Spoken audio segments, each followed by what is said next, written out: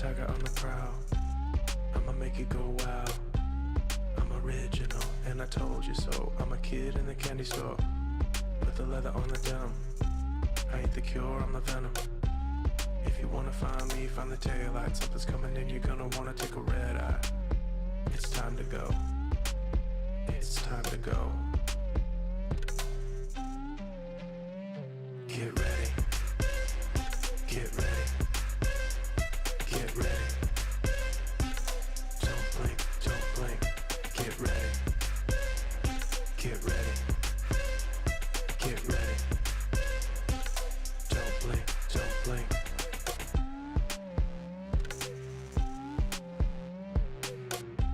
I don't wait for nobody. I'ma sign my name on the dotty. City lights call my name, drawn to the flame, and I'm feeling kinda naughty. I hit the ground running, step out the door and I'm stunning. Better hold tight cause you know what's going down. I'm setting the pace cause this is my town. So get ready. Get ready. Get ready. Don't blink, don't blink. Get ready. Get ready. Get ready. Don't blink, don't blink.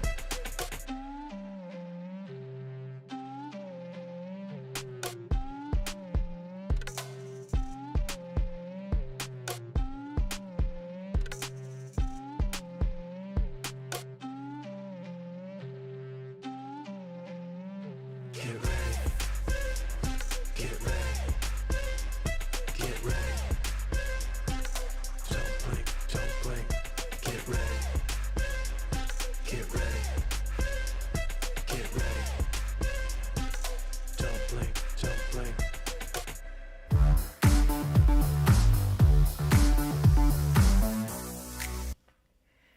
Hello, friends. It's What Up Wednesday. Keely Dunn, FHumpires. I am glad you are here because there is no better way than to spend a cold, wintry Wednesday than with my favorite people, the FHU third team. And yes, I know it's the favorite activity of every British person. Let me just fix my headphones while I'm at it. Is to talk about the weather. I try not to do it too often, but let's face it, when you have had the Halloween snow and it has fallen and it has blanketed everything and it's blowing and it's everywhere, you're like, yeah, it's here. Winter is no longer coming. Winter is here. So that is what's happening in this side of the world. We've been playing indoor hockey now for 3 weeks, and yeah, it's that. I can no longer be in denial. Good to see everybody in the comments. I'm so glad to see Adam is here, and let's see, even Simon is here live. Yay! So glad, so glad.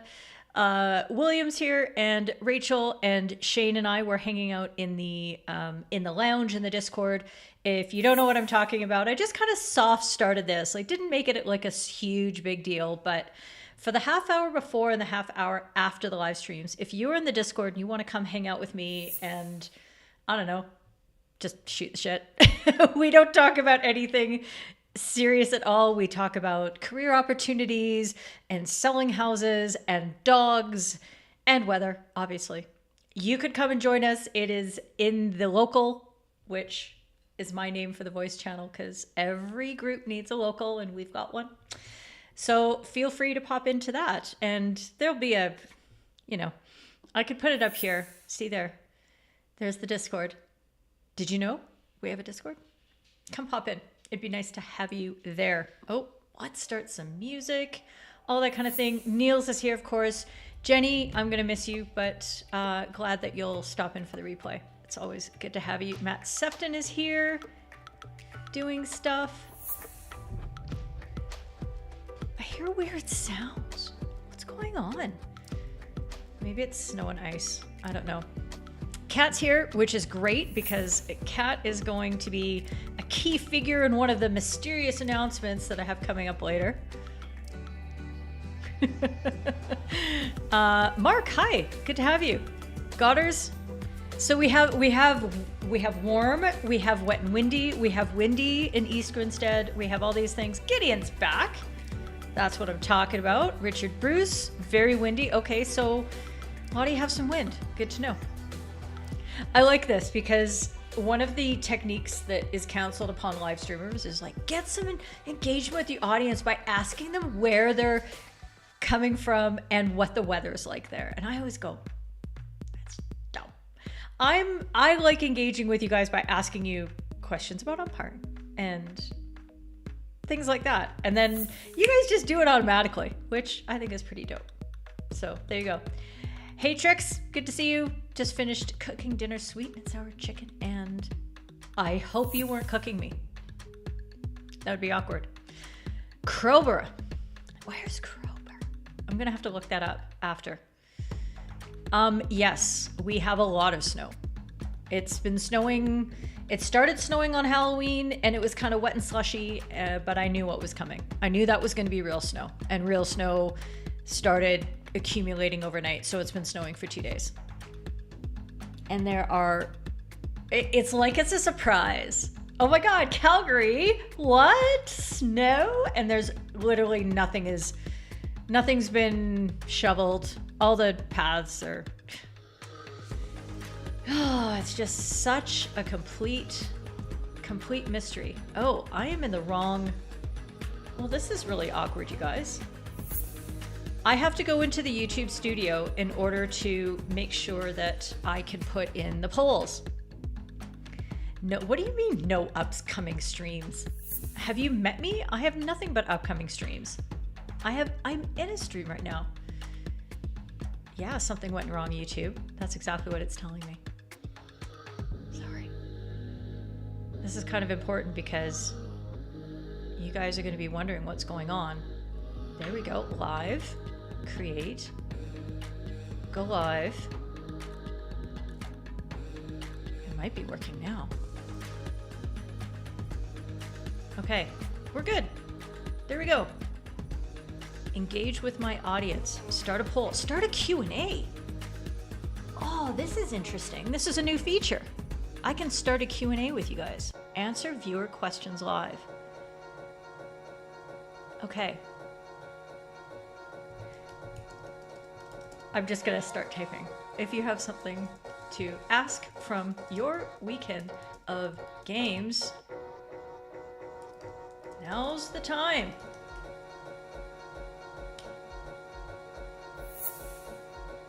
Start Q&A. Okay. I have no idea what I just did there. You guys can all tell me. How did that work? All right.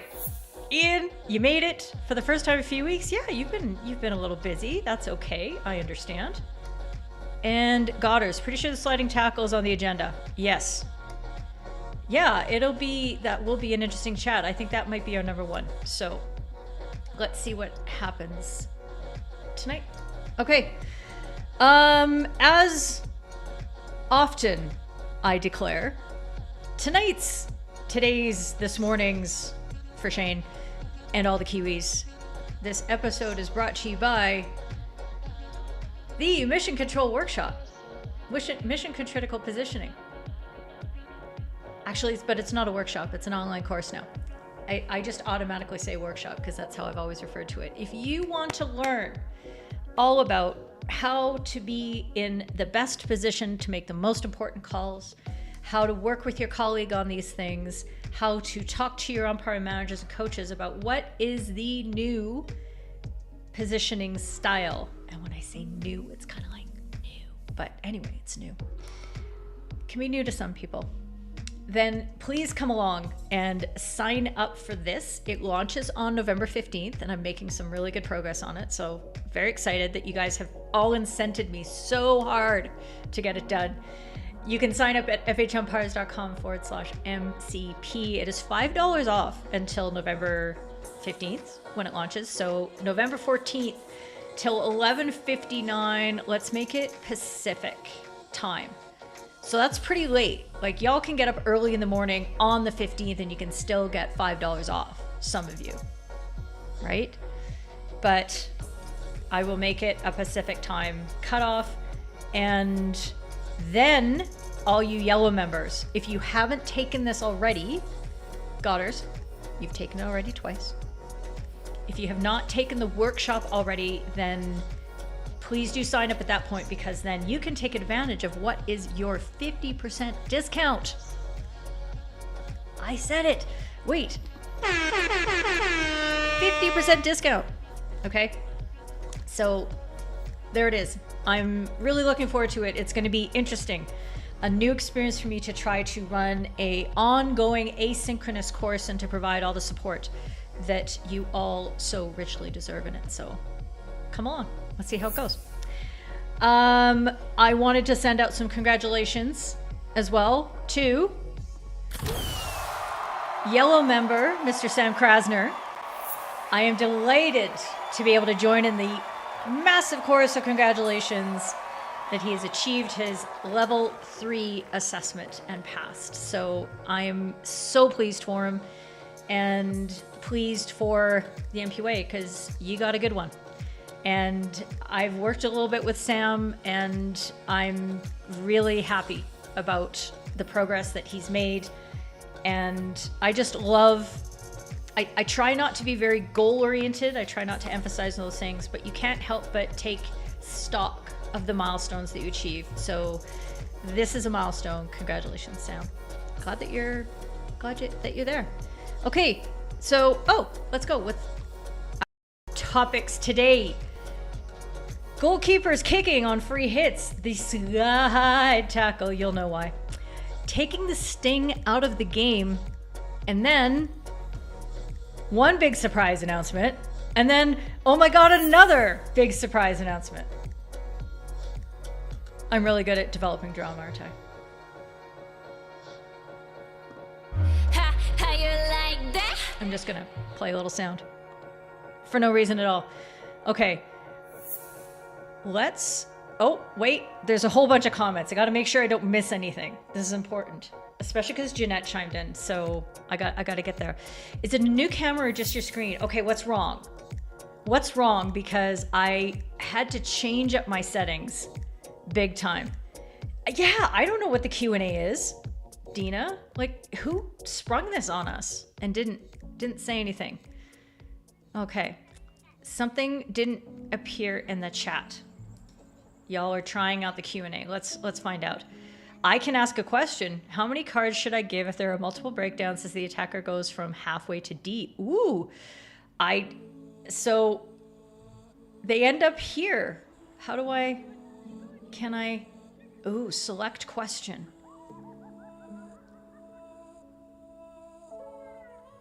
Did that do something on your end? I can ask a question. There you go. Okay, I'm gonna save these up because I think we're gonna go through our clips pretty fast today. I'm saying it and with conviction because I know it's gonna happen, and it's not gonna happen. Lower resolution, crap. Okay, Dina, can I book an appointment with you after this and we can fix this? Oh, it tells me I need to change the video resolution. Why? I should not have to. The current resolution is 4K and it should be there. Not supported for this configuration. What? Let's find out. Okay. So yeah, I think what can happen is you can put this in the Q&A and I kind of store it up, and then I get to, it's like another box. Ooh. So it'll be on this side if you have side by side. So in the comment thing where it says live chat, hit the down arrow and hit Q&A. I bet it's there. I'm just imagining it in my mind. Let's see, there you go. My webcam is, this is not a webcam. This is a Sony ZV-10. So, thank you, Matt. This is the kind of support that I need. Okay, hang on, where is that? Hi, Reboot, don't worry about it. I'm squirreling out big time here. Sam's well done.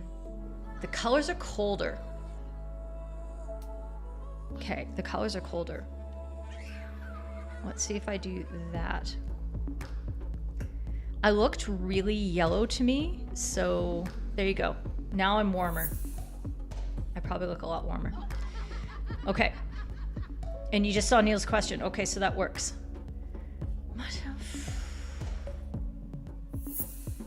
I have many stats about this. Okay. And yes, we'll fix it for next week. Oh my God, am I doing a doc, Dina? There you go. But this is what I'm talking about. This kind of like drop.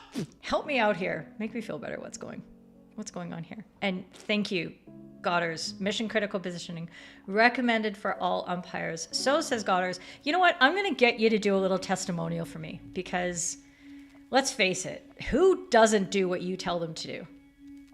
There you go. Managed out the stream to okay. There you go. So yes, you all have controls. You have a little gear on the bottom of your viewer window in YouTube and you can up the settings. So you should be able to get it up to 2K at least. Let's see. Yeah, but that's the wrong term still. That's not it. Anyway. Oh my gosh. Sean Denton is here live for the first time. Oh my gosh. And it's cats and dogs for him. But I'm excited he's here. Okay, let's get going. So I can live up on my promises. Goalkeepers kicking on the free hits. Okay.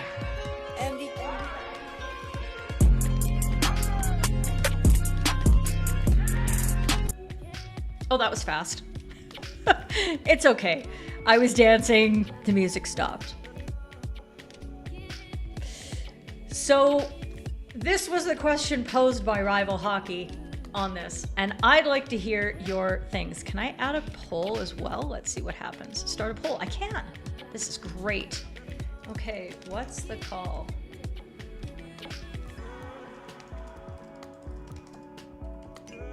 From the play on from the goalkeeper kick.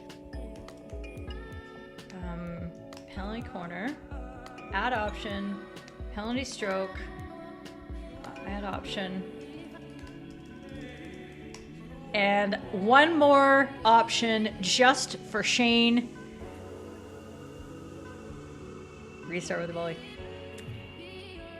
I complained vociferously in another field hockey server that I was in when I got pegged on this. And this is the problem when you get old, is that you get asked the same question over and over and over again. And you kind of get tired of answering the same question. So what we're gonna do today, in addition to you answering the poll, obviously, is we're gonna work through this step by step. Ooh, baby, can I get to your work? And we're gonna go from the top, and we're gonna make sure we work through every single rule so we know how to apply the principle the next time that this comes up. And maybe, just maybe, you're gonna be able to help other people apply principles as well, so that when they see something that they haven't seen before, they can say, don't you worry, I have the tools to sort out what the correct decision is. Let's see if we can help players and people on Instagram figure out what the correct call is.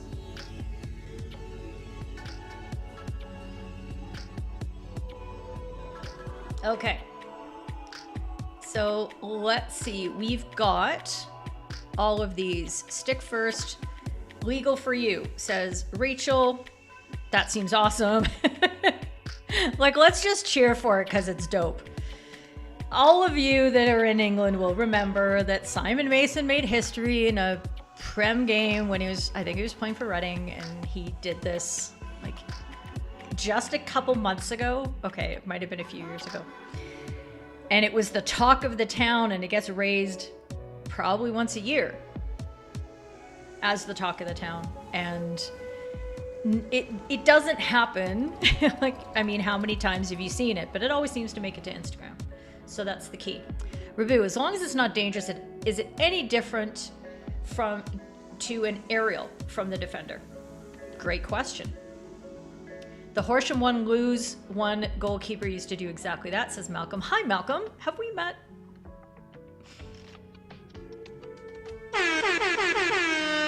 Welcome. Can you take the free hit in the circle too with the kickers or no, Ben? Okay, have another look since we're seeing it many times. Is the free hit taken with the kickers or not? Tristan, I didn't think that keepers could hold onto the ball on their pads like that. Is there a holding of the ball? And if they can't do that, why? Find the rule for me and we'll talk about it. Okay, for Taco, as the goalkeeper starts with a stick, it's legal, not dangerous from the start. Legal, assuming safe on the way up. Daniel, the question is though, can you treat this the same as an aerial or not? Okay, Daniel, why would you not treat it as an aerial? Is it an intentionally raised pass? And I know those words do not appear in the aerial rules. They should, because that is the intention of the rule. The whole reason that we have this intended receiver gets 5 meters with which they can bring down the ball is to encourage an intentional skill to develop. That is why the rule came in the early aughts, so that people would say, okay, we can try this skill because we know that the rules protect a player who is receiving this aerial pass. If nobody was receiving any protection and it was just chaos, well, you know, you'd be putting your own teammates in the hospital sometimes. Maybe the opposition, it would have been terrible. So the rule was strictly applied, and as we've experienced in recent history, is getting relaxed a little bit more and a little bit more. So that's really, really good.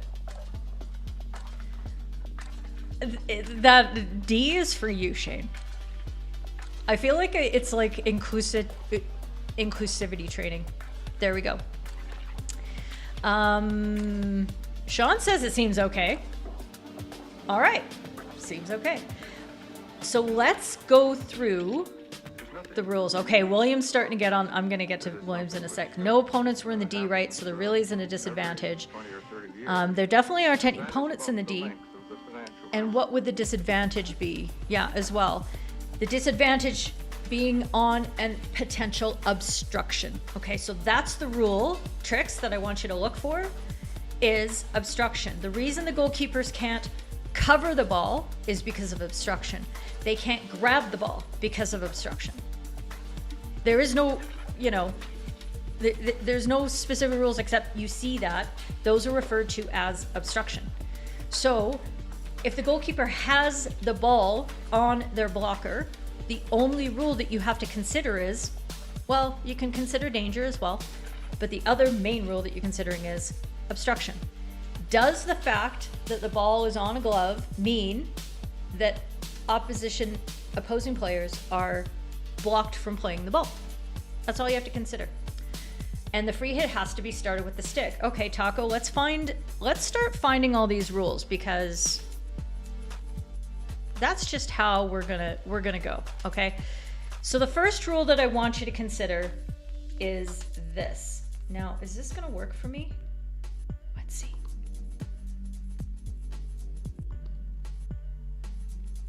Okay, I can draw with my finger. Can I draw with my pen? I can't draw with my pen. I was literally troubleshooting this as I was supposed to be going live, and then I gave up, and now it's working, and that's what you need to know. Okay, so we'll start with 10-2. Okay, goalkeepers are permitted to use their stick, feet, kickers, legs, or leg guards, or any part of their body to deflect the ball with the backline or to play the ball in any direction. They just can't do it in a way that causes danger to other players or take advantage of the protective equipment they wear in order to do so. So that to me says we're good, right? Because the first touch of the ball from the goalkeeper was the stick, pulled it back, lifted it up, and then onto the blocker, cued it up, and then kick. Okay, so the first touch was... Anyway, goalkeepers can use their kickers. I totally messed up that sequence of logic. So sorry.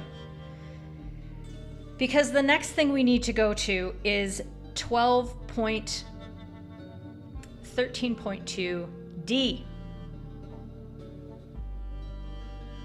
Okay, so for a free hit to be properly taken, the ball is moved using a hit, push, flick, or scoop. Those are defined terms in the top of the rule book, and the ball was played initially with, well, you could call it a push, you can call it a scoop, you can call it anything like that, but it certainly applied. And also, there's no problem if it was immediately raised, because it can be immediately raised using a push, flick, or a scoop. Just not with a hit. Okay, so that's the next rule that we look at. And then, is there anything else? There's no rule that says only field players may take free hits. There's no rule that says that subsequent touches on a free hit. Imagine if a field player defender takes the free hit and just massively muffs it up. Who knows what they do? But they play it back towards their own goalkeeper. Is that goalkeeper then entitled to use their feet so long as they are within the circle to play the ball? Yes, they are. Subsequent touches are fine, as long as the free hit is taken legally under 12.13.2 sub D and E. Okay. And after that, it's just aerial rules. And to me, this does apply. This is an intentionally raised pass that aerial rules then need to be ascribed to. So let's see. You can start with a hit, drag, or flicks, which they do, says William. Excellent. There you go. There you go. Free hit requires using the stick. Andrew Isaacs was Horsham and previously Havant Keeper, who also did it. And yes, the legendary story, as we talked about it. Yeah, get on with it. Yeah, it's good skill. It's good skill. Matt wants that. Takes the free hit with the back of his stick. Intentional. You're done. You're done, Mike. Yes, he sure did. And I'm sure other goalkeepers did too. Hi, Nick. Good to have you. And it is high skill. But also, you can see the result at the end. The ball lands at two players. The whistle goes. You can tell from the body language of the players. A free hit is called in that moment, because I think we're going to just assume from the whistle that the umpire got this one right, and there were two players within a space, no clear intended receiver. Therefore, it was dangerous, and the free hit needed to be awarded. So it's a high-risk play for many goalkeepers, because it's difficult. It's a difficult skill to accomplish and to get clear directionality. Even then, that ball only went about 40 meters. Apparently it has been done such that the legend that follows Simon Mason around on this story is that it went to the other circle, landed to a player who then put it in the net. If that is true, who knows? Who knows? Oh, you know this is legal. Okay, Ben. Okay. All right. I see you, boo. I see you. You don't have to get all stressed on me. Can they just kick it off the ground? Not to play the free hit, nor an indoor. They cannot simply kick the free push. Hi, Hockey Moments. You like the takeoff. Yeah, no obvious receiver though. Dawn's got it nailed. She knows. Yes. There you go. Gets raised once a year. Oh. Drop! I had no idea. No, it's not. There we go. Free hit, thank you. So we're starting to dive into the rules, okay? 10-4 says stick only outside the D, hence no restriction inside unless it's dangerous. Thank you, Stain. Fantastic. Yeah, see, now you're all working through the rules. And this is what I want you to do, okay? Because this is what I have to do. Whenever a clip comes to me, my ego brain is like, I know what the answer is to this. I don't need to check anything. And then person who's afraid of being wrong in the internet brain says, I'm going to check the rules first, and I'm going to comb through and double check and make sure that everything I'm seeing accords with what I know. There's only 15 rules. It's really not that hard. You can work through it. It's fine. Yes, it would be a free hit to the opposition at the point of the reception, where the danger occurs. And the danger occurs at there. But if this is dangerous because of obvious receiver not being there, then it's a PC. Nope. The danger is created because there is an option. There's a lot of time as this ball's in the air. There is the ability for the teammate of the goalkeeper, aka an attacker. That dude could have slipped off and been like, oh, we're both here, so what I'm gonna do is I'm gonna get 5 meters away. I'm gonna give him that 5 meters. I'm gonna get in front of the ball. We're gonna defensively structure. Let's keep playing on. And when you have the time and the ability to declare who the initial receiver is, then you can do so and invite a different course of action by the infringing player, the teammate of the passer, to do something different so that we can continue playing. Advantage always applies. Yeah, nothing wrong with the kick. Free hit to blue on the halfway. Yep, excellent. Hit, push. Yep, you're all working through it. Excellent. Goalkeeper is taking advantage of their protective equipment, though, as you wouldn't do that without kickers. But yes, so the wording is poor. The wording is poor because it's not about using your equipment doesn't mean you're taking advantage of your equipment. This is taking advantage of your equipment in a way that you can play differently vis-a-vis other players because you're going to be safe, they're not. Okay, it's still on the, because it's all encapsulated. It's all encapsulated in 10.2. Okay. Goalkeepers are not permitted to conduct themselves in a manner which is dangerous to other players by taking advantage of the protective equipment they wear. Words matter, friends. Words matter. Okay.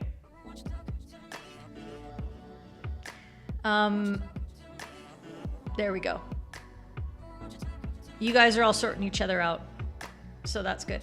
It's not separated from the danger bit. Thank you. See, if I could just read through all your comments, I wouldn't have to do any work at all. But I'm too impatient. I'm like, I can answer this. So can you. And you're being facetious. Did you know that facetiousness is hard to pick up on the internet? See what I did there? I did it. Are we equally happy with the goalkeeper throwing the ball after the first touch? As okay within the rules is covered, but seems wrong. Throwing the ball after the first touch. What do you mean by throwing? Can you expand on that? Because I don't want to answer a question that you haven't asked. Current keeper at Lock does this when she was in high school. Did that. Okay. Are there two defenders very slowly taking off knee pads? Yeah. There you go. So Mike McDowell is addressing the point about where the free hit occurs, or where the free hit is to be awarded, or the foul is to be awarded. Sorry, because if it's awarded inside the circle, it's clearly not going to be a free hit, is it? No. The legend is true. Sister to sister for a goal. Goalkeeper got the assist.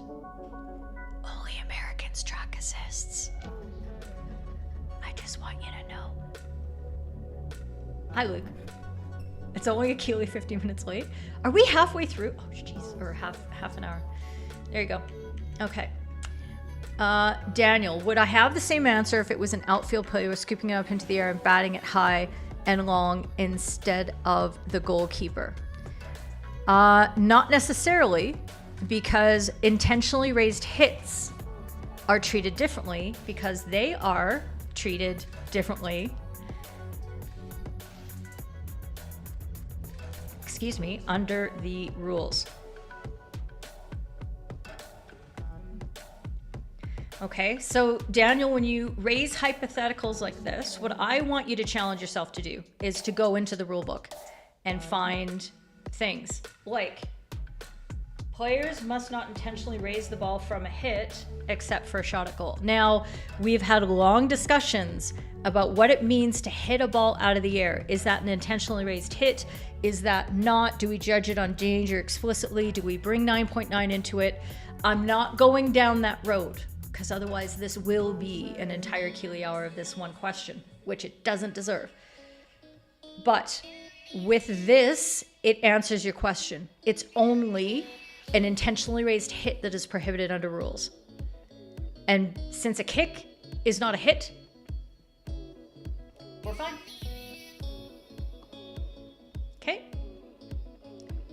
Yeah, we need a button for that. Hi, David. How does my camera look? I'm going to ask all my live streaming friends. How does my camera look? Launching the ball from their hand, not using kickers, so throwing or catapulting with the hand. Okay, Gideon, that's a really good question, because there used to be fairly restrictive rules that over the last 20-25 years have been relaxed as to how goalkeepers can use their blockers.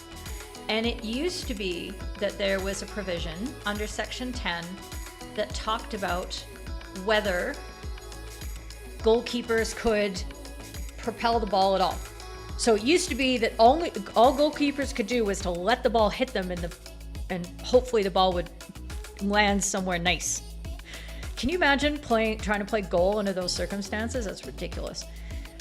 And then the rules committee realized, okay, that's dumb. Let's let them deflect the ball anywhere they want so they can impart other force on it in order to deflect it over the end line. And then it got more and more relaxed till it said goalkeepers could direct the ball so long as it wasn't done so over long distances. That was the last phraseology of this rule. Now, even that's been taken out. Because, you know what? It just wasn't a thing. I don't remember ever having to even consider calling a goalkeeper for passing the ball with their hand. Basically, is what they were sort of trying not to let happen.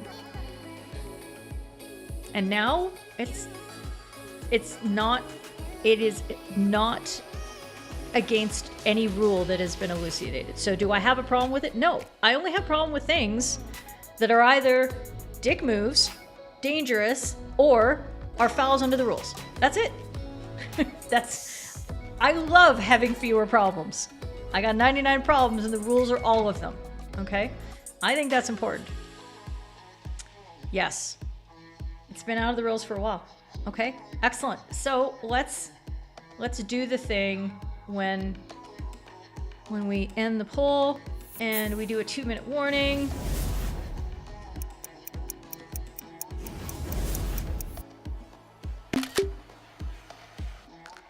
And then I pull this up here and I get rid of the old one.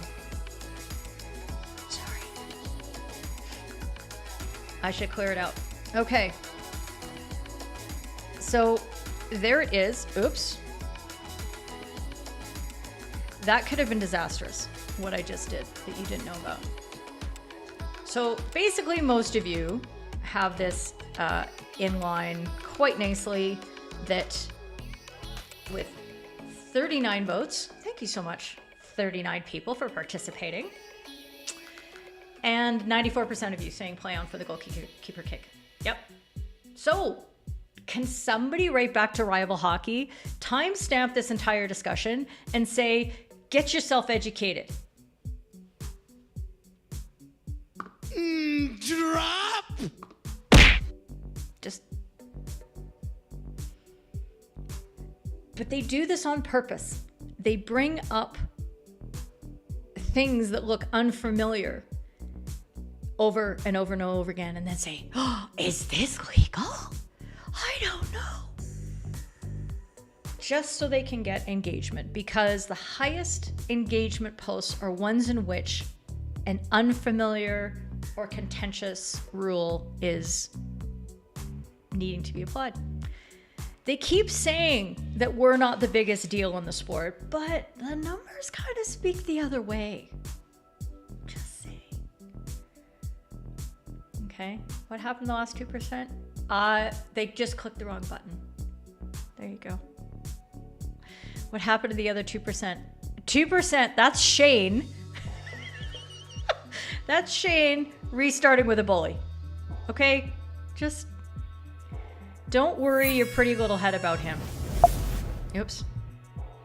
And that's time. Thank you all. Excellent session. Let's move on to the slide tackle. This one is courtesy of our friend Godders. Okay, I've kind of stitched together a couple different pieces of footage that describe all this, because I did get it from 2 different people, not just from Godders. Okay. Oh, it's time for a poll. Yes, Shane definitely is. Shane's the 1%. We're gonna start calling him the 1%.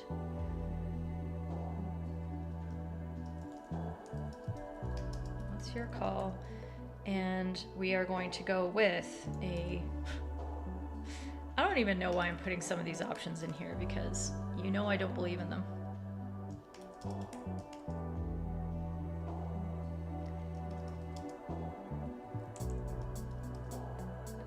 Okay, poll is up. Let's hear it. Okay, David's happy with my camera. Thank you, David. I know. I've been working on it. YouTube is finding maths hard today. It's kind of like me finding maths hard all the time. Free hit to the white team. Where's the option? Ben Burton. Disconnect your buzzer. And if you don't know what I'm talking about, Google disconnect your buzzer. And if you don't get an SCTV skit, then we're gonna talk. I would like you to go find that. Yeah, it'll be SCTV, and you will now learn the history of Canadian comedy. Okay. That is a nasty one. Very, very ouch. Shane gets 1. He gets 1. We're not doing any more than that. That is unreal. I know. There's a Schitt's Creek gif. Oh, I'm tapping on the wrong things, but there's a Schitt's Creek gif going of David. That's unbelievable. You know, and it's anyway. That's the one I responded to the first time I received it. Did the guy also fall on the ball? Probably. I bet that really hurt a lot too. I think watch body language, okay? Just because it's one thing to look at the actual foul and, you know, make judgments and things like that, but watch the body language of the players as this happens. Watch the teammates of the player who has been fouled.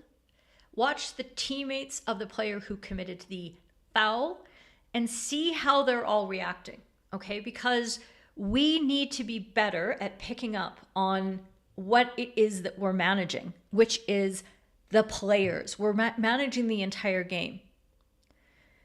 Do we have a fight about to break out on our hands? Do we have a player who is truly remorseful and the guy that he's fouled is like, yeah, I can see why you made that mistake? Not here. Because he turns away. This guy's like, here, let me give you a hand up. Let me give you a pat. And he's like, no. So where's the play on? You guys, I tell you, it's a reckless tackle for reboot, 10-minute yellow card for you, not intentional violence, so not red unless a previous yellow in the game. Okay. I know, right? We are gonna turn around this live chat. You don't start behaving. What was even going through his head? I don't know. It's a long run-up. But all slide tackles are long run-ups. Okay, but he's almost... The thing that's even worse is that he's still running almost as he hits the ground. And his opposition. It's like he's decided he's going to make a slide before he even sees where the ball is going to be and what direction his run is going to take him in. And he never should have continued along that decision. Like, not at any point. And it's, yeah. And Daniel, well spotted. It looks like two teams of players with respect for the umpires in a calm match. Yes. So you heard a little bit of I wanted to include some of the audio so people heard all the ways, because there's always some ways going on. He looks like he's trying to intercept the pass, but his line is really bad. Okay, but this is a point to make, McDowell. I'm glad you brought it up, because this isn't just one player sliding into another and there's no ball in sight and there's no contest for the ball, blah, blah, blah. Like, it's there. Is this a reasonable choice to make? Absolutely not. Is there a ball in play? Yes, there is. Jeez, I'm really disgusted at that, Ben. We'll sort that out in the server. The player in black does the sensible thing and protects the ball with his body in the reception, but it's 100% on the sliding player to avoid the contact. Yes. Goddard's is about 10 meters away. Yeah. Reckless, no consideration for opposition. It's a yellow card, 10 minute. And the umpire tries to calm the emotions. Yeah, I like that piece of watching the umpire walking in, and he's not running in. Because you might be tempted, okay, a player's been hurt. I need to get in there fast. But the message that you can be sending with that very pacey run is that you're not calm as the umpire. You don't trust what's about to happen with these players. So you can exacerbate, you can intensify the emotions that are about to be exhibited and send the players different signals than what they're picking up on at this moment. Everybody's just kind of walking and chilling and all that kind of stuff. And that's important to see. That is important to see, because how you deliver this card, if you need to give any other further communication to the captains, to some certain players, whatever, that'll be important. Definitely a 10-minute yellow. Sliding is always risky. If you're taking the other player to ground, it's reckless, physical, and a big breakdown of play. Yes, so the guidance, we all know the briefing. A sliding tackle, which requires, if it's a tackle, it means that it's an attempt to get the ball from a player who has it. Okay, that's what a tackle is under the rules. And see, now I'm like, wait, am I right? I should go look at the rules. So I'm gonna pin up to the definitions. Field of play, tackle.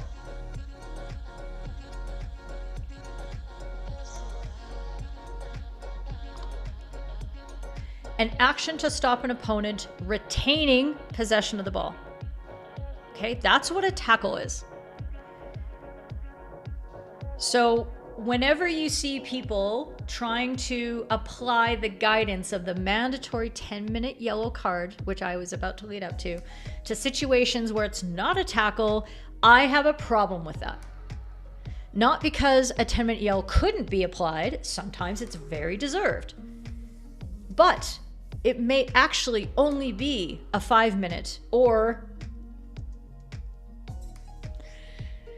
if the player isn't brought to ground, for example, that's the last part of the guidance. So it's got to be a slide, tackle that makes contact with the opposing player and brings them to ground. Whatever.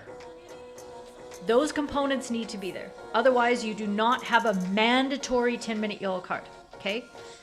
I need to be very insistent on that. So this, I want to bring Goddard's into this. So Goddard's, I want you to fill this in why you wanted to bring this to What Up Wednesday, why this was an intense discussion. Young umpire Harry Raffin was very calm, only 21, but showed great calmness throughout the game. Umpire with great potential. I know, because we've done a couple of debriefs. He's in yellow and he's really good. So yellow when you're involved. So what was it that made this contentious, Steve? Because I want to hear about it. Shane, 10-minute yellow, but as an umpire, you need to quickly assure the teams that you're dealing with this. Yep, to de-escalate any hot tempers. So that's the balance I'm talking about as to how you can show, I got this, everybody calm down, I'm handling it, without looking like you're any kind of panic whatsoever either. Okay, so I'm gonna wait for Godders.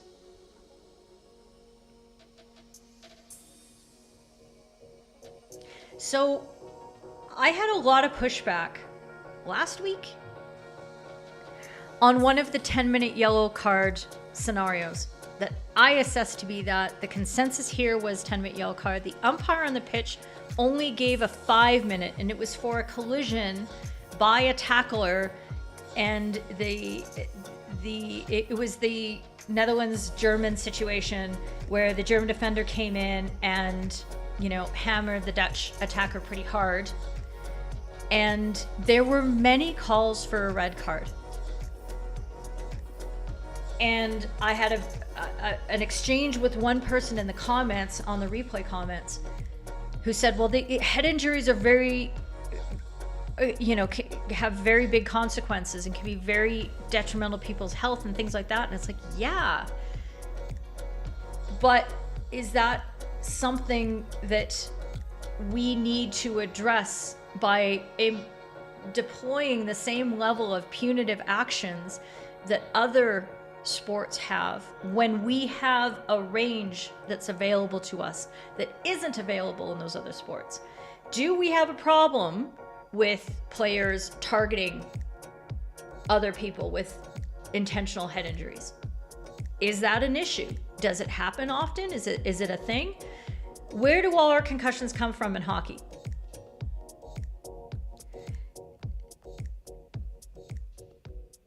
You know, what are we truly addressing if we do that? Because first of all, let's face it, if something's already happened, it doesn't matter if this guy's leg gets broken on this tackle. It doesn't matter if it's a play on or if it's a red card, that guy's leg is broken, period. So it has to be that whatever punitive action is taken is required in order to send the message to the community at large that this cannot happen again.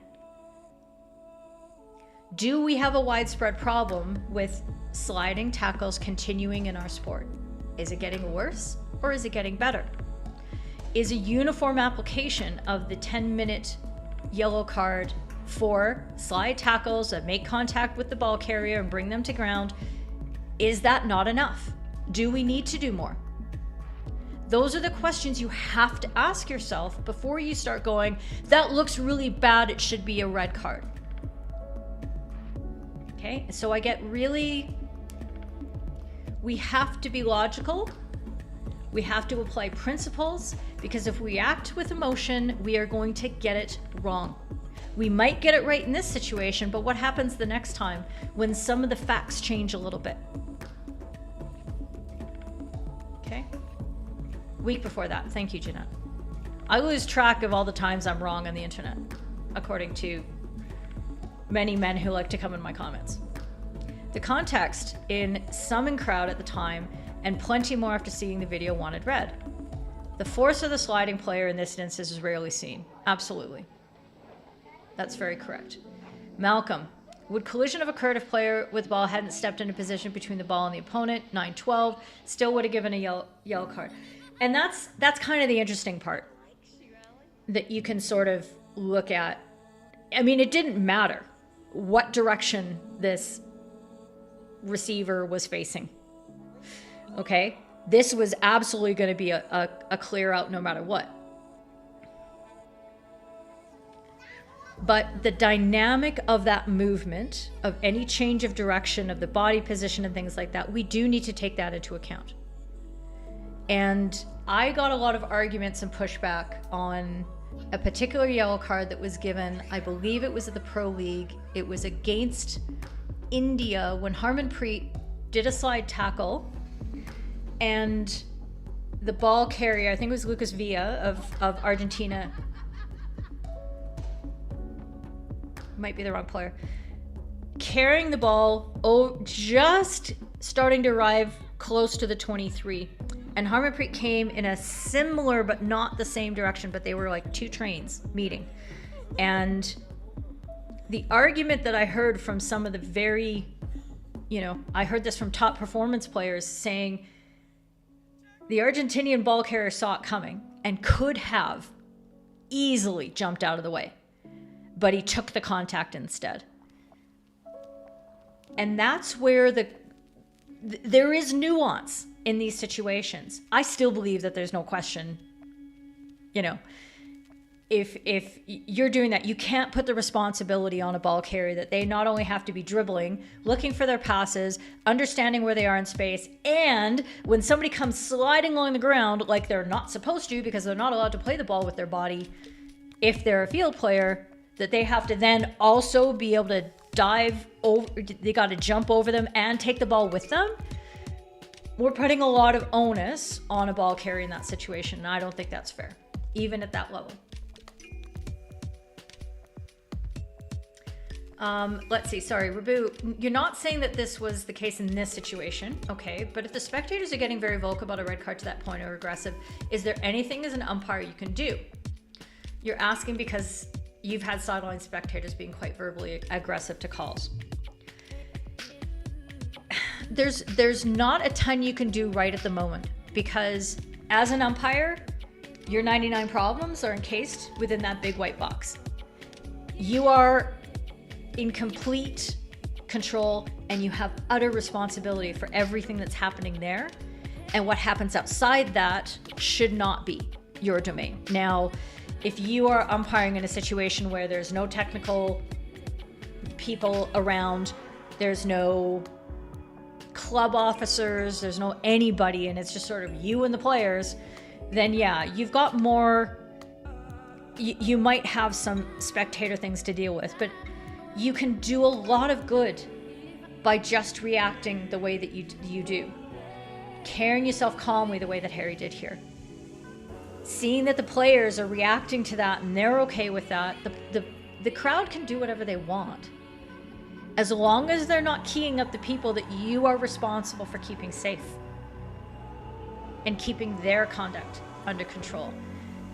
That said, there's work you can do outside the pitch as an umpire. Talking to people, going to people after the game and saying, hey, did you enjoy the game? What did you like? I heard a bunch of people asking for a red card. Do you want to tell me more about how you feel about that? Have a conversation, start a dialogue. The reason that I say many of the same phrases over and over again and we go through these scenarios is that I want you to be armed with a logical process you can work through so that you can explain these things to other people. You are very important to this whole process. So, Rabu, that's what I would say in that moment. And it's highly community dependent if you have anybody else out there who could be responsible or might not be, whatever. So, Goddard, your instinct was a 10-minute yellow card, and the video makes it look worse. 10-minute yellow is the umpire call. We can't discount just how these things appear different when we're not there. Yeah, Luke, you have a full range of corrective action from the small word all the way to the big red circle, and you need to use the spectrum and not just go for the emotional gut reaction. Yeah, it's got to be based in the rules. It has to be based on principle, and it's got to be done in such a way that you apply the same principles every time it comes. And if you're not doing that, you will be inconsistent. You might not be inconsistent in the way that players and coaches understand it, because they don't understand how important certain fact changes are to how we apply principles, but we do know. Because if you can't defend it afterwards because you're just like, oh, I just looked terrible, you're in trouble. The issue is not all slide tackles that result in a serious injury will result in punishing the slider. It can be the other player that caused it. Yeah, so that's one of the reasons, Taco, that I absolutely hate black and white rules. And we had this discussion in the server. I don't think anybody who's involved in that is here in the comments now. But there were people calling for, well, we need to be more clear and it needs to be more black and white. And I say, you can't. That is going to lead to more inconsistencies.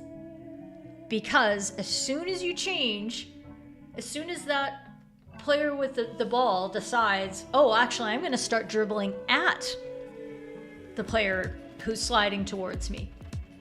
You change something a little bit and suddenly black and white doesn't work. And that's why we have to resort to principles. That's where we need to rest our arguments. Your Honor, I rest. And yeah, and absolutely, like, as Tricky says, let's take this up. Let's continue these discussions in the Discord, because these are ideas and skills and tactics and things that can take a lot of fleshing out. So we can certainly do it. Okay. Hi, Rachel. I'm glad you're here, and I'm glad you're there in the Discord. Good to have you. First time joining in the live, 10-minute yellow card. Yes. Yep. Exactly. That is the case. But make sure that we understand it's sliding tackle, and it's that it takes the player to ground. Onus should be always on the tackler. Yes. There you go. Checklist. So Mike McDowell's just revising that. Crowd was actually very measured, more of a debate. Yes. You're very polite and firm. I love it. Okay. Let's go with the 2-minute warning. Let's close this down. End the poll. And let's get our result. Oops. Don't put it on your monitor, Keely. Put it on your actual app. It is something which there you go. 88% of the very good-looking people who are in the chat were looking for the 10-minute yellow. 9% asked for a red card, and 2% went with a 5-minute yellow. Okay, so for the probably one person that went for the 5-minute yellow card,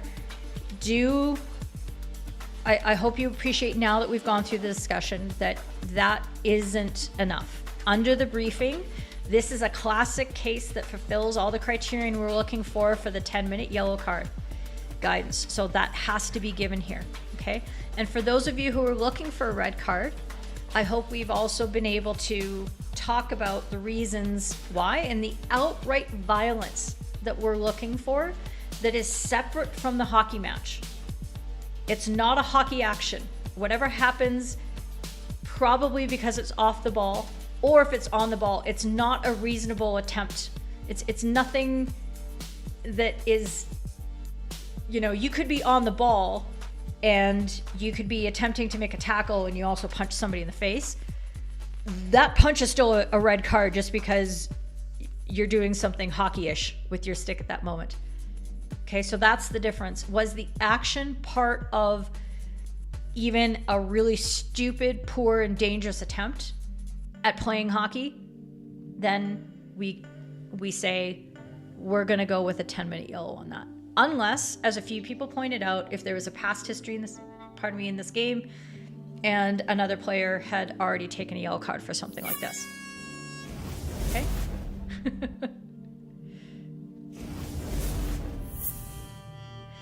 David Hunt's fessing up, and that's okay, because you're not a hockey person. You're here every week and you're learning about it, but you don't necessarily, you haven't grown up in the culture where we have all these progressions that they don't have in sports ball. It's all or nothing. It's either a warning or you're out of the game, and that's sports ball. And it's dumb. Who let the intern update the poll? Tickets to Rwanda are pointed on red cards. That must be a political thing that I don't know. Suella, I don't know. That's the political stuff. It's all good. Well, there's that too. Where's the 1%? Rabu is really concerned at YouTube math. I'm not surprised. I'd be concerned at YouTube math as well. Okay. Let's go on to our last one. Taking the sting out of the game. India now. Simon Dolby brought this up. And this arose in this match that happened on Sunday. Listen to the relief. We are at 5 minutes left in the fourth quarter. It had stayed at 2-1 up until that point. A minute and a half later, Spain scores a rocket. There's a lot of showmanship going on here. I like passion and excitement, but that scratching, sir, that's just poor. On the push, on the center pass that ensues, this happens. Made a famous another win for Spain at the Klinger Stadium. Manpreet trying to stop that. Oh, now. Okay. Just wait for what Van Bergen says. He's just going to communicate, I think. Just wait to see what. It's a free hit, it's okay. No worries. Okay. It's a free hit, nothing more. Oh, no, free hit. You can hear all of the things about, hey, it's a free hit, it's this, it's that, the other. Van Muller saying that time is stopped. Is he just taking a little bit of sting out of this on the replay? It's an absolutely flailing tackle. I thought Manpreet was going to put it straight back into the player on the ground and then hits the feet of Dilpreet. The final decision, absolutely spot on. I think Van Bergen there, like you say, just stop time to almost calm the game down. Okay. Yeah, you could argue it's not the officials' job as such to take any kind of sting out of it, but it is their job to control. So the question was raised as well, based on the commentators' evaluations. And I wanted to bring this up because I thought we could have an interesting discussion about the role that an umpire does have, about controlling the tempo, the temper, and the pace of a game in heated situations when things have been moving quickly. But one thing that I'd like to reinforce before we get into any of that discussion is you're watching a match on television and you can't see lots of things that are happening. We only see what the directors are choosing to put in front of us. Well, guess what? Simon and Dan are watching from an undisclosed location, likely in the UK, maybe not even in the same room. They might not even be in the same, like, half of your little island over there. They don't know either. So they can't just stand up and look around the stadium and try to figure out what else is happening. So to draw an assumption, and they have to do it, it's their job. They're supposed to be trying to interpret what's happening. What I do notice is that the Indian goalkeeper is not pulled out of the net at that moment, which I would have expected that kind of whistle, that kind of stoppage at this juncture of the game, all that kind of stuff. I would have expected Graham Reed to pull his goalkeeper, but he didn't. Maybe they were going to, and they didn't. Who knows? From the clipped audio that we get from what Kuhn says, from his gestures, that sort of thing, something was happening over there, is what I'm interpreting. Something that could have been a goalkeeper sub, but then it ended up not being a goalkeeper sub. It could have been that there were two balls on the pitch. It could have been that there was a streaker. I mean, who knows? It could have been many, many things. We don't know because the cameras aren't showing us the full story. And when I looked at, you know, the rest of the game, I looked at the rest of the fourth quarter, I looked at a whole bunch of the third. I also looked at, hopefully, not this.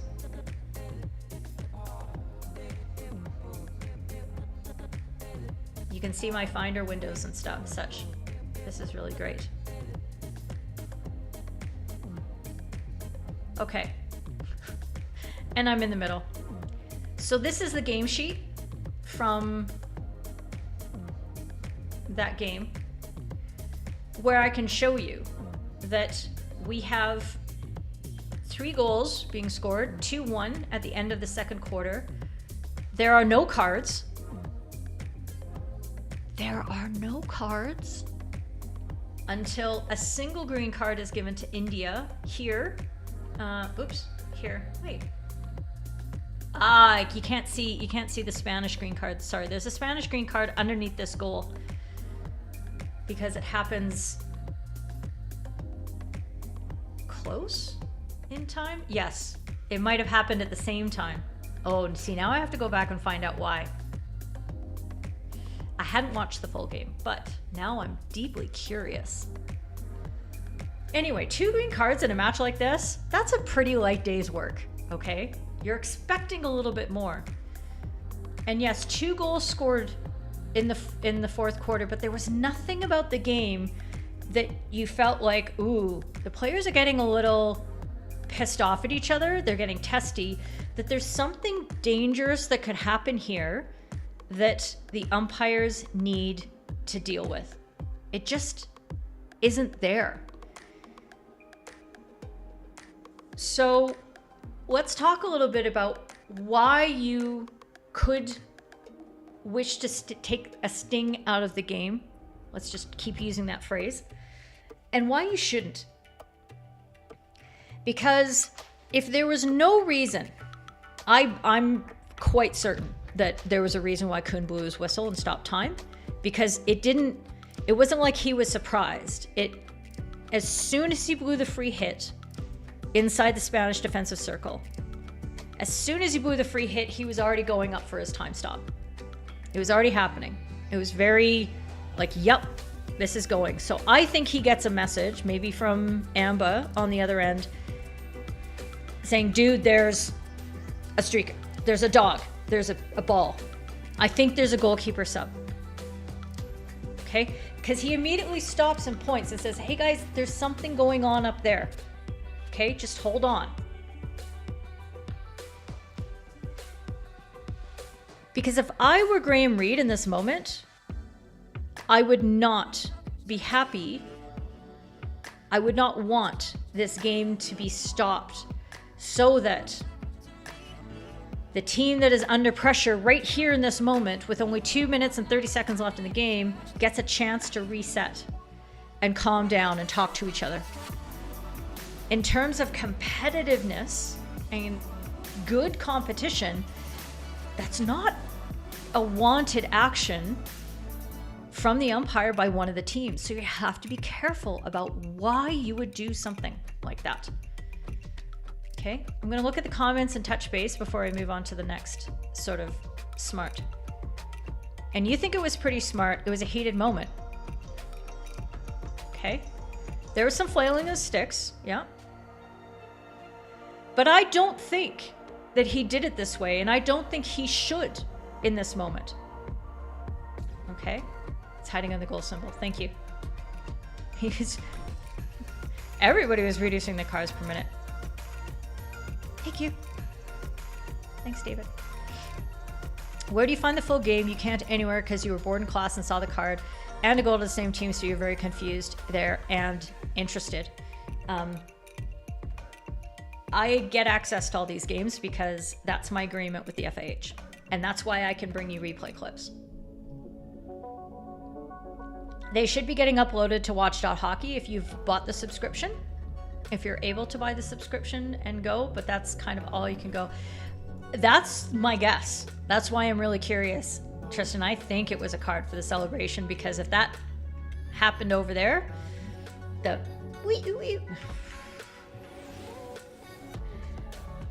that's almost cultural appropriation when you do it that poorly. But the full match rights in the UK are with BT Sport. Yep. It's almost like you need VPNs. Might even say contemporaneous. It's one of my favorite words, contemporaneous. Spanish defender was asking, what about the umpire? Yeah. And he's going to handle it very well at that moment. If the game is still safe and played in the right spirit, tense matches are thrilling for everyone. Players and umpires are like, this is getting to the point. Thank you very much, Daniel. This is what I want you to keep in mind. just because things are moving quickly, and just because there's great competition, and just because you as an umpire might be going, oh boy, this is really heating up. There's a difference between heating up from great hockey, great skill, players doing their thing, and heating up as in players are starting to like look at each other askance. They're starting to look at each other. There are breakdowns that you aren't dealing with properly as an umpire. There's a difference in that climate. That is, I could lose control of the game. There is nothing in this that is, they could have lost control of the game. Kuhn and Amba had this well wrapped up. Everything was fine. It was just really fast and it was exciting, and that's what you want. So don't get in the way of great competition. And this is why we as umpires have to be very good. We have to have high emotional intelligence. We have to be able to read signals and listen in to what players are saying to each other and watch their body language. See how they're reacting. See how they're reacting to each other. All the little micro expressions, everything. If you can properly assess where things are going, you are going to be able to manage a game correctly. If there was, I'm sure there was a distinct reason, and who knows, maybe Kuhn will send me a message on Facebook and say, actually, no, I was delaying the game. And then, he and I are going to have a difference of opinion on this. Because if I were India and there was no reason for that whistle to go then, I would be upset.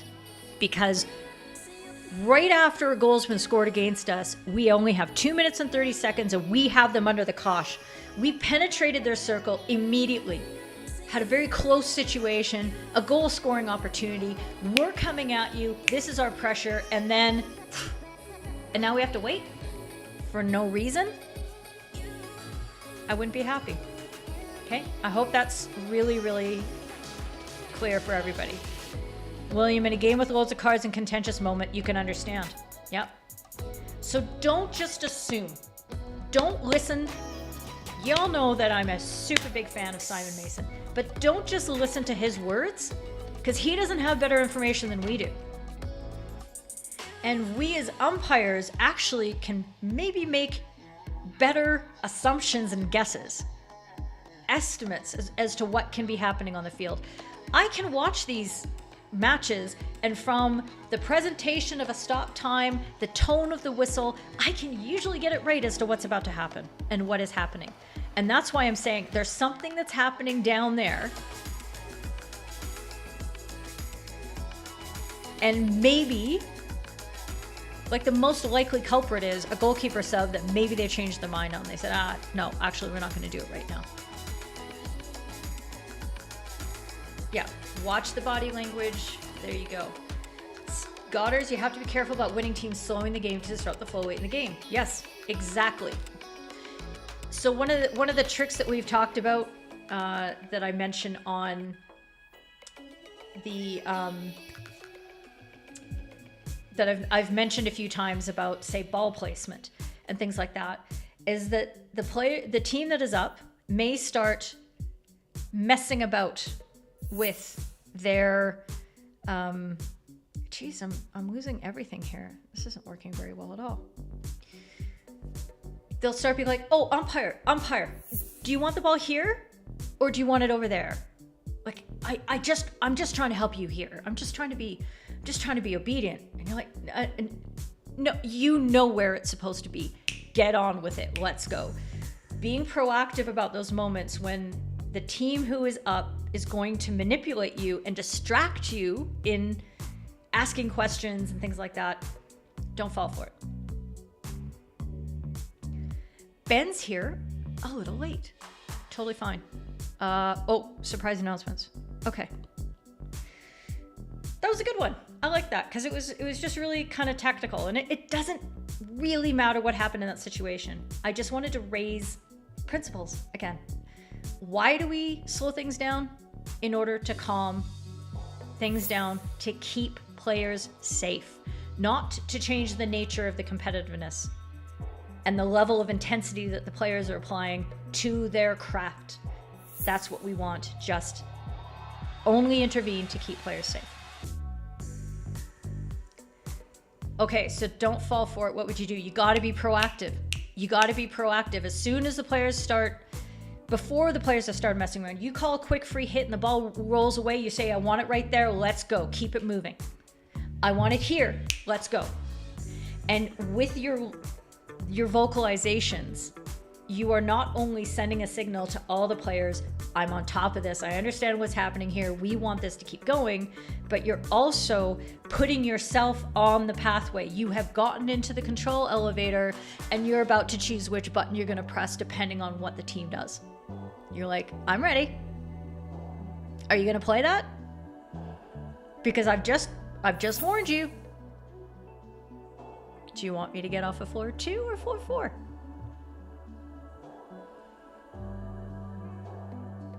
And when they don't, well, if the players are time wasting, then you give a card. At this level. And probably at a lot of levels. Okay? That's a very broad hypothetical though, Mark. And what I prefer to do is to have distinct situations that we can tease out the principles and show how they get applied. Okay?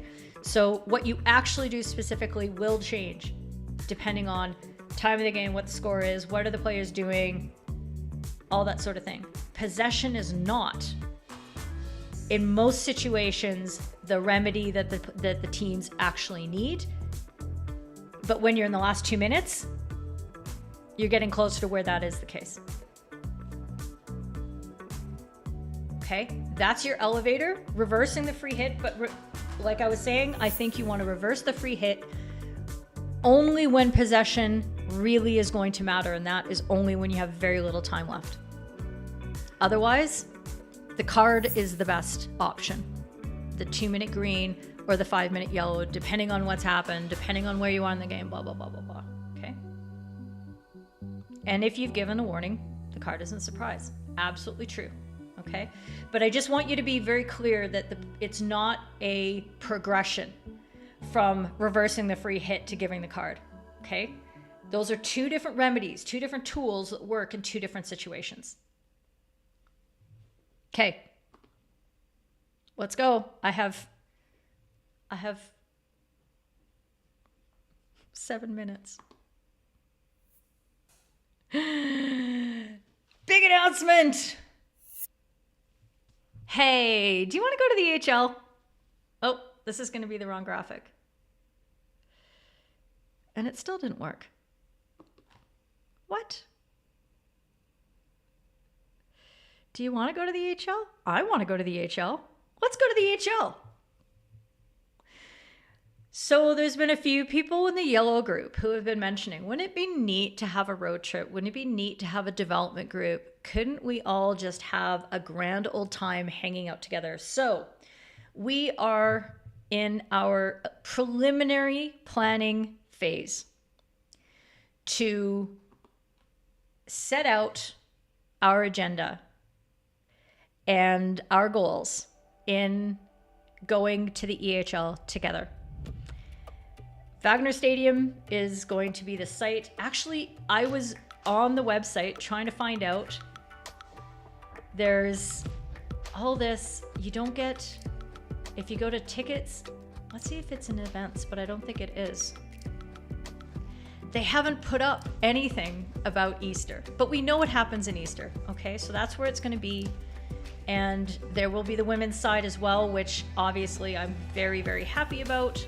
When I go to the news and updates, it's like there's a lot of things, but I couldn't find anything specifically about what happens at Easter. It doesn't matter. We're going. Okay, we're going to really, really try to go.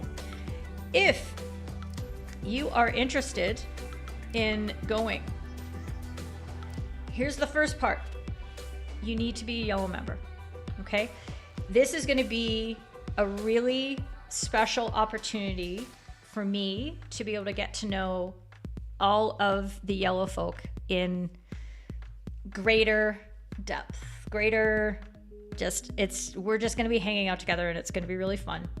And the activities that I'm going to want to plan are going to align with all the work that we've done together as a group and individually with your respective pathways when we've done debriefs of your matches and things like that. All of this accumulates to something that I can do in this kind of in-person during match, after match, before match setting. So it's going to be yellow only. We are going to set a deadline as to when you need to be a yellow member in order to be able to sign up for this. And I think those two things will coincide. So it's definitely going to be, yes, that's going to be the first mandatory part. So even if you're not yellow yet, but you're planning on doing it and you want to sign up, then what you're going to need to do is come into the Discord. Okay? And right here in the roles section, the roles channel. Oh, that is really small. Okay, there it is. It's near the top. It's in the information section. Go back to roles, and you're going to want to click on, as described in here, the little chick bursting from the egg emoji. Click on that. It's going to give you the EHL role, and then you'll be able to access that section in the server. Okay, we are in preliminary planning. So how long are we going to make it? What are we going to do together? What are we not going to do together? Like what kind of, sort of free time is there going to be? How are we going to deal with accommodation? Are we going to be able to get a section in Wagner Stadium sort of set off just for us? How are we dealing with ticketing? Things like that. We're going to plan this all together and organize it together. Okay. Kat Dos Santos, who has recently made her return to the third team. So excited. She is going to be heading up this project, which I'm very happy about. Obviously, I'm going to be very involved, but she's going to be the main liner in this. So Kat, you need to go get the role too, or I'll just give it to you, whatever. And anybody else who would like to help in making the plans, please get in there. Okay. And I'm going to book some flights. That's just how it's going to go. Ooh, thank you, Mark. And thank you for the reminder to hit the like button. I appreciate that. I was going to hit it here. Can't hang with the big dog, stay on the porch, blow the whistle. And hit the like button. Okay, all those things are very true. Ooh, road trip. Come on, Jeanette. You know you want to. No question after dates. They're out. It's just that they're not on the website. Yes, and it's Wagner. And it's Easter time. When, where? They're not for sale yet. Ooh la la, Wagner. I know. And it's going to be, the second time I've been to the Netherlands, I'm going to the very same stadium. I'm not surprised. Yeah, Wagner, let's go. You want to go to the HL? I want you to go to the HL. Oh, I love it.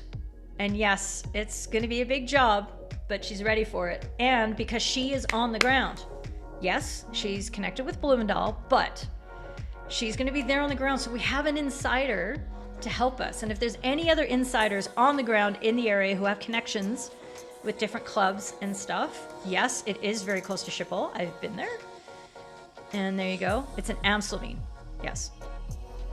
You have a cool photo you took of Wagner out of a plane. Oh, that'll be awesome. 6th to 10th in April. Exactly. There you go. There's the link for the Discord. Click the chick. Wah, wah.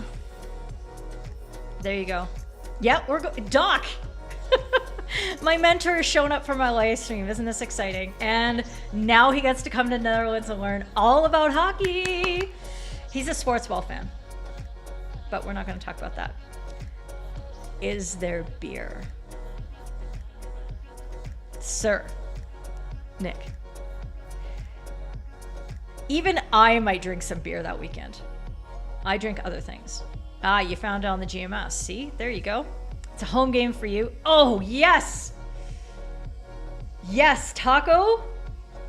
If you would like to help with some organizing things, I bet Kat would love some help. It is very exciting. And you better get your passport sorted. That is right. Yes, Marcus. Let's go. Let's do this. It's going to be amazing. Okay. We can do things like, yes, city trips. Yes, it's definitely time to get a yellow membership. And yes, this is what I'd love to be able to do, is to be able to combine some activities. I mean, I'm going to hit up the umpires that I know and maybe the ones that I don't and say, would you like to come and talk to my group?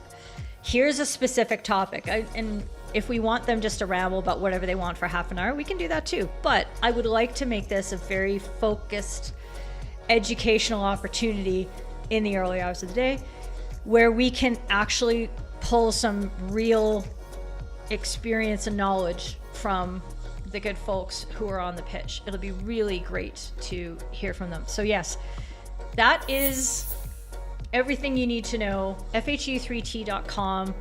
If it doesn't direct, go to FHumpires.com/FHU3T, and it's the yellow one. It's the yellow one that you want. Okay?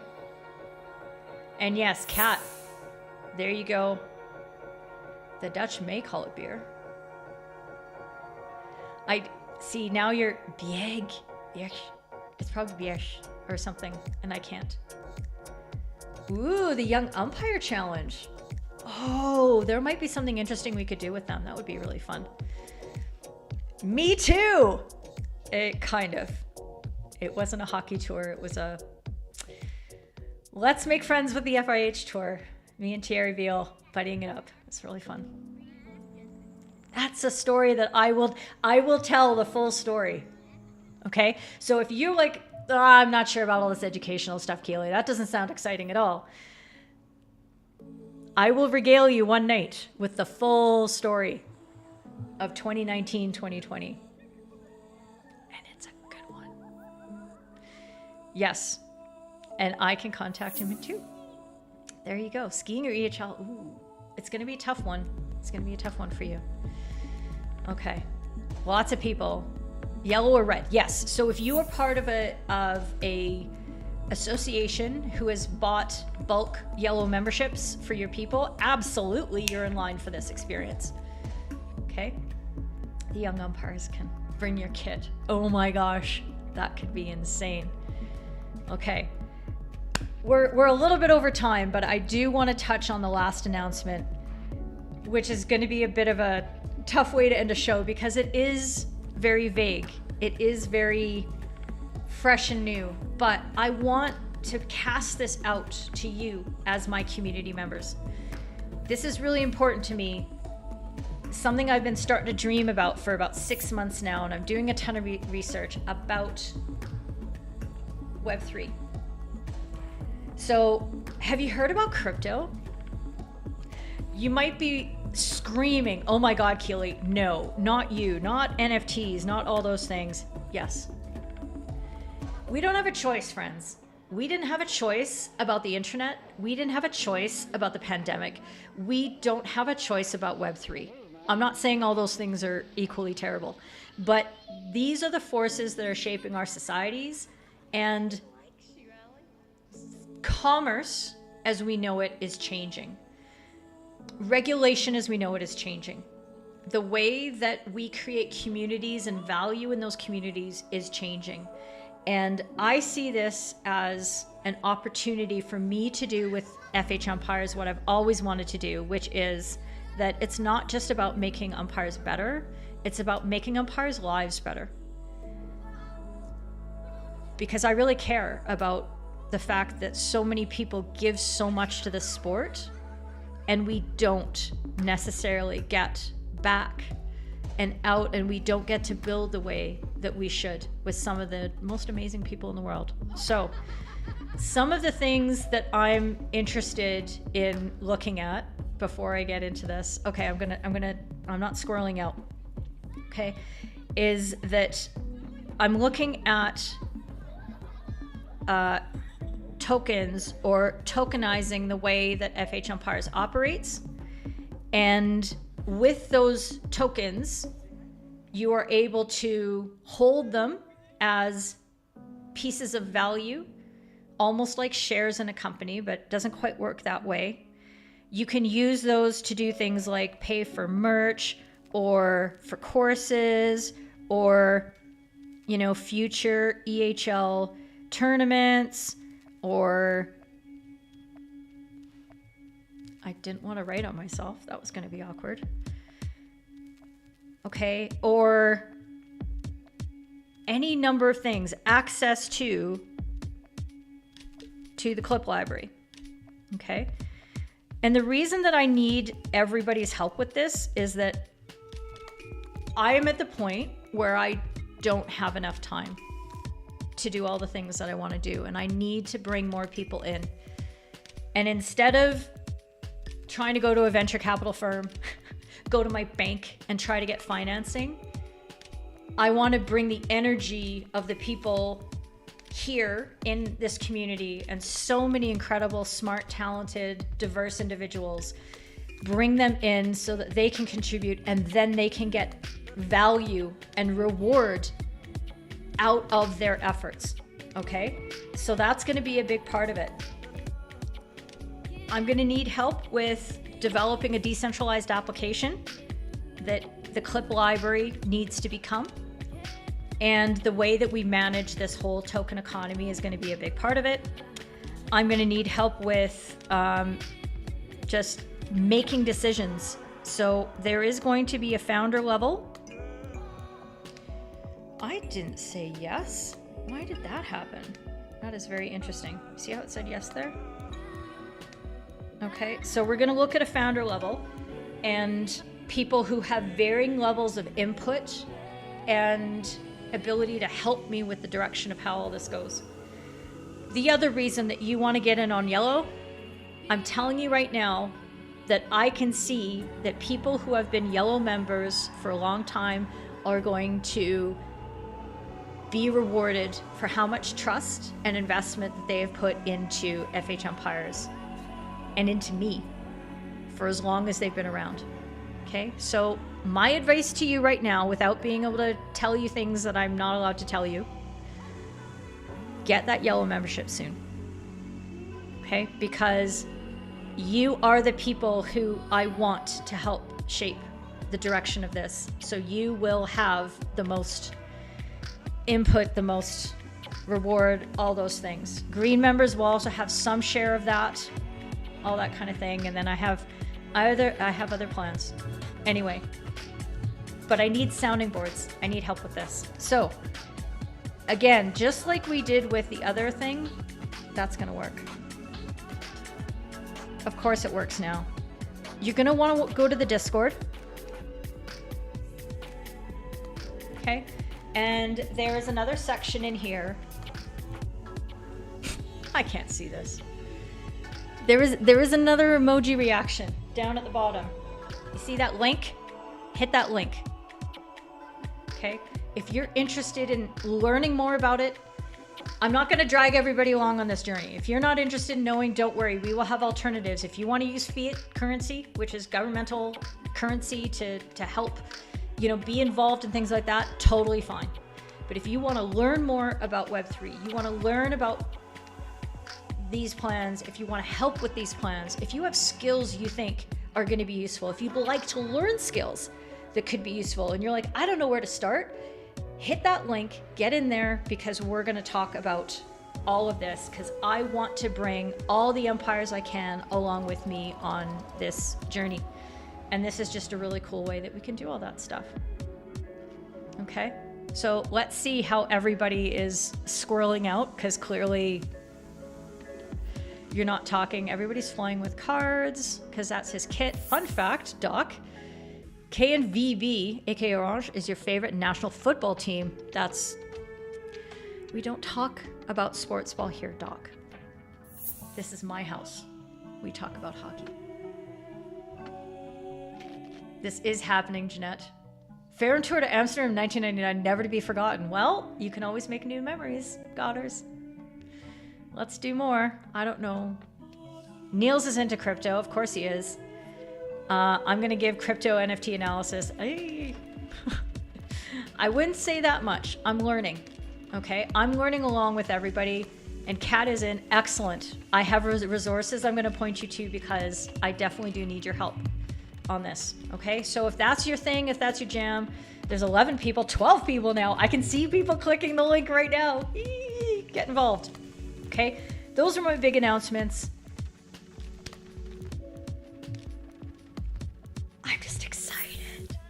I'm just excited. Don't forget to pre-order your Mission Critical Positioning online experience, educational extravaganza.